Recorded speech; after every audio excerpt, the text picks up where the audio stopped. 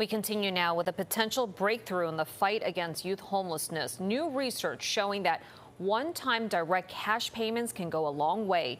And tonight, two young New Yorkers are sharing their story. Pix 11's Henry Rossoff has more on this promising program.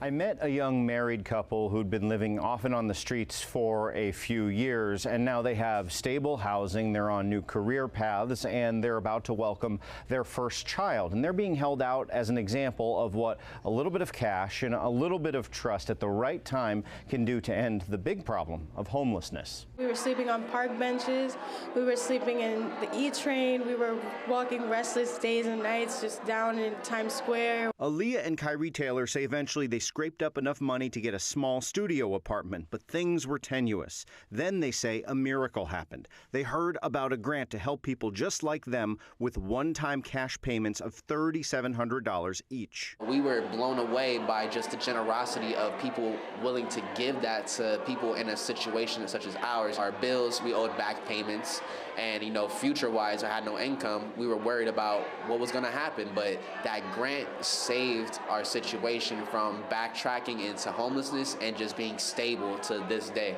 And with that stability came employment. Soon they'll be moving to California to be closer to family and welcome their first child. Point Source Youth, a group that works to end youth homelessness, says success stories like these can be more possible. They cite a new report from Johns Hopkins showing targeted housing assistance, one-time cash infusions kept 92% of people out of shelters and in their homes 6 months later. We talk about the many thousands of young people that are at risk of homelessness.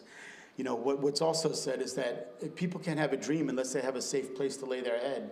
As for concerns that the money might be misused, the best way to break the stereotype is with research that shows reality from Johns Hopkins University, which is that young people spent the money on housing, they spent the money on food, and they spent the money on job training and transportation.